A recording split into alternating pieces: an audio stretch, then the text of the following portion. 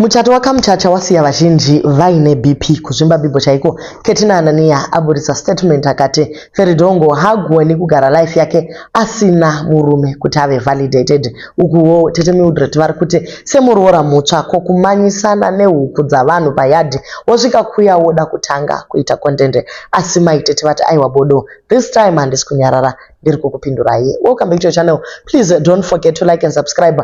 50,000 tinopinda 100,000 hande takadaro kune vaya vanofarira manovels musakangamwe zimu novel narratives enda ikoko munowana takakumirirai zvakare guys. Ka nyaya dziri kuitika mumastreets umu takaona muchato wanga wakarongeka keke on point. Makazvionera guys kubridal innovations musha washumba wakachinjwa ukaitwa keke vanhu vakadya kubva kurufu madhoo netumwe tumombe twaiva pakeke riya. Aiwa guys, pamakeke Feli anotidambura. Last time pamuchato wake na Tinashe keke rakaita kuburutswa seflag richibva nemudenga rakaita upside down kudai. This time vakati traditionally tichakugadzirisai. Aiwa guys, zvinhu zvese zvazviri on point, dresses on point, kumba kwakagadzirwa, shumba vaitamba vachiratidza kufara. Handizivi kuti ko zvaita sei kuti tisashaye chekutaura. So Ketina ati iye the main problem is Feridongo. She tends to start new relationships very quickly, often before fully processing the end of the previous one or taking time to understand her own needs. This rush bypasses healthy vetting processes and self-reflection. Felicitas feels and thinks she's incomplete or inadequate without a partner, using relationships to validate her self-worth. Feridongo heavily blames men after every breakup as a coping mechanism to avoid accountability, play the victim for social support, or due to deep emotional hurt and immaturity, projecting her unhappiness outward rather than self-reflecting. Feridongo needs professional help to address her mental health and delusional tendencies in order for her to stop playing the victim game all the time. So aya mashoko aketina ari kuti iye yes muchato tauona but maititi makurumidzisa kuita move on and tichiri pakati pe healing process yekubva kuna Tinashe but matomanya matochata you need to be validated or you need to be married to be validated. Guys, statement racho kuti unyatsozvitarisa uzvianalyze hapana kana analysis inombodiwa apa but makeyboard warriors panetizens ari kuti at least haasi kuita chibhishu ari pamurume pedze ozvara ari ikoko. Murume wemunhu pamusoro pazvo aiwa mainini nemiwo makamboita mukauya nemwana mutema kumusha kwavarungu. Imi vakangwara manzwa nekuchengeta vana vekumujolo mega wani baba vachoni varipi kana shungu chaidzo havana. Nhai dhokota, hino moita zvebasa renyu nguva iko muchifunga kunyora paragraph yakadai kozi matotanga mazupa nguva yekufunga kuti ndonyorei. Maidomza porai mhani, zera renyu harichadi godo, munomuka makastroka nekufunga munhu ari kuita zvaada nelife yake. What I like about her is she lives her life. She's not a prisoner. She goes through her life's highs and lows like a normal person. She doesn't need to pretend kuti she's with somebody like you. Zvamuri kupretenda one kuti you are with Chris and you are not. Before you judge someone, make sure your house is perfect.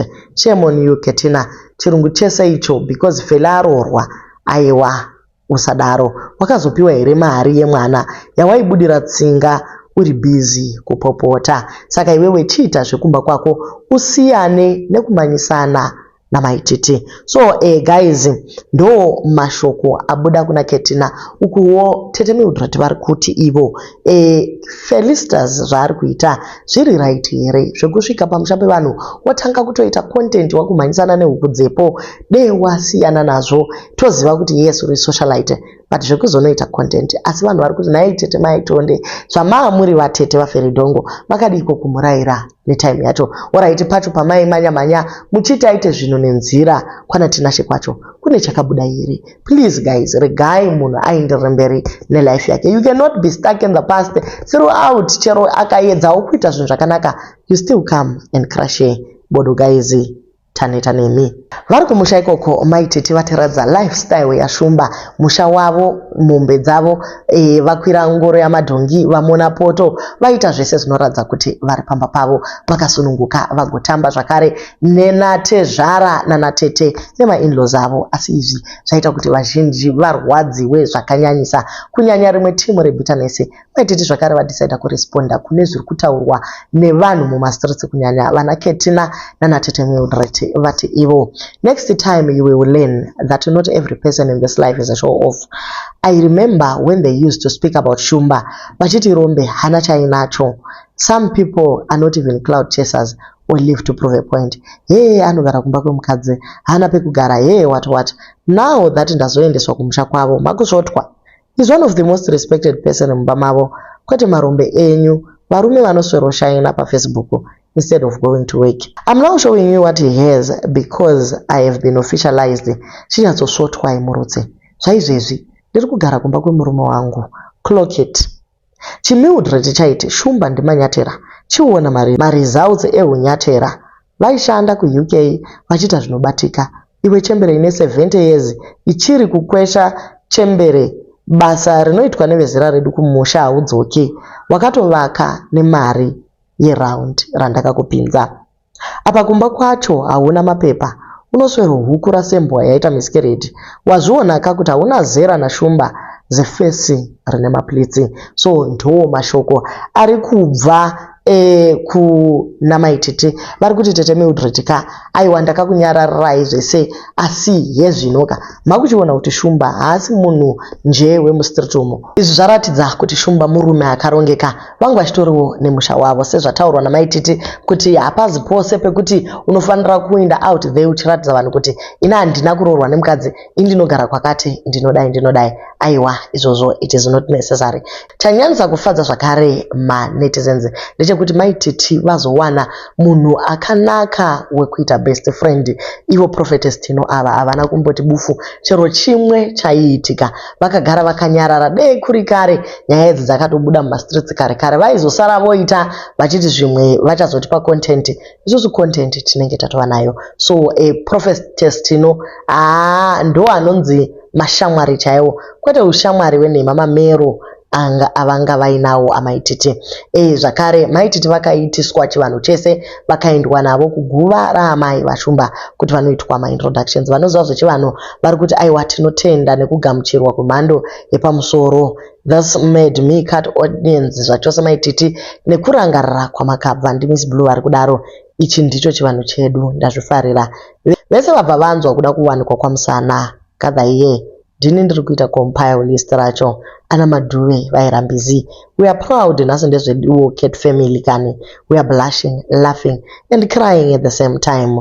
Guys ka izvi zvakanaka izvi mazvionaka chivanhu will forever be in our family no matter how we want to run away from it. Yadai marriage kuiputsaka kuchatonetsa, trust me.